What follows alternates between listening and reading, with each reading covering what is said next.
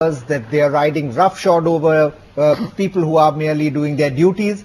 Is this a case of just that, or is there something else to this? Is there something that has not come to public attention?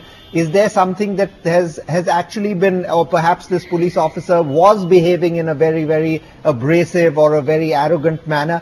Or is it just complete high-handedness on the part of the legislators? You know, I think it's a very complex question to answer. I'll tell you why.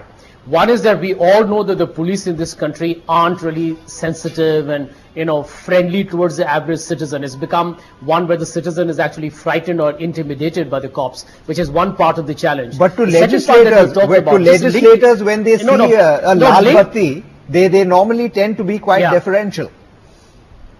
No, but look at what happened to Uttar Pradesh. I mean, I'll tell you, that's a frightening example of what the legislators are doing when, I think Ziaul Haq was killed there in Uttar Pradesh. That is a manifestation of the kind of political interference that is happening on the bureaucracy. I'll give you another example. Nitin Gadkari, when he was being, raided for income tax violations, etc., in his company Purti, went on public platform and he told the income tax officers whenever he gets elected, he's threatened dire consequences. Now, this is sending out a very wrong signal. I don't think all politicians across all political parties are rude, impertinent, or deliberately callous, but there are some who definitely need to look within because it's damaging the reputation of the entire political fraternity. Right. And I think the politics bureaucracy relationship needs to be revisited and, in my opinion, re-looked at altogether. Sambit, Patra, this is not a party issue. This cuts across political lines. Is there a sense amongst the political class about how damaging this is to their image? Or are they just completely intoxicated by their power or the belief that there is no accountability? There are two aspects to it. Look, if you see post-December 16, the scenario that had mounted itself on Delhi was police versus public, if you remember. It was kind of the police was taking on the public with sticks and dandas and all kind of things. And now the situation is just opposite. It's politician versus police. Now, what I want to bring the focus on is the word versus. In politics, particularly in a democratic polity like India, the word versus is really a word which has to be done away with, which should not find space in the dictionary of democracy because it is a derogatory term there. The police, the public, and the politicians should work in tandem for the benefit of the democracy of the country, and somewhere we have erred, somewhere we have committed a mistake. Now coming to the main issue, I believe you have correctly pointed out that the politicians, wherever there's a physical war, there is a component of ego. And in this particular case, I see this component of ego in the heart of Mr. Kshitij Thakur, who is the MLA who was overspeeding over the Worli ceiling and probably was stopped by a policeman.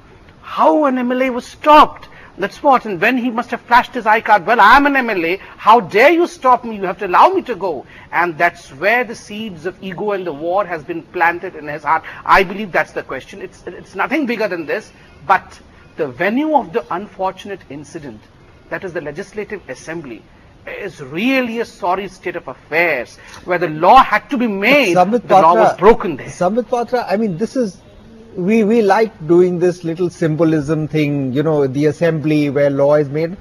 But there is a larger issue. When an MLA has no respect for the rule of law, then what is the sanctity of the assembly? Then naturally the assembly is just another place, just another premises that can be used or abused as they deem fit.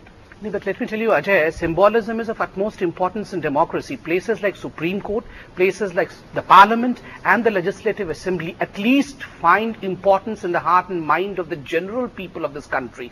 Their sanctity has to be maintained. But secondly, having said this, I would also maintain what you said, that, well, yes, somewhere down the line, the mindset of politicians need a reform. If the police needs a police reforms, then the politicians also need a mental reform in the sense that they should learn to rein in their ego.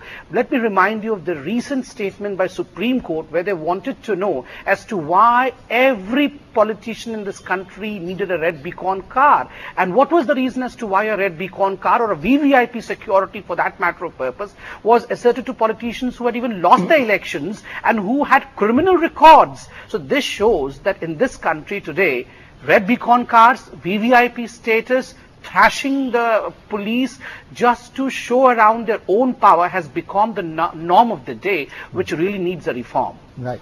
Vice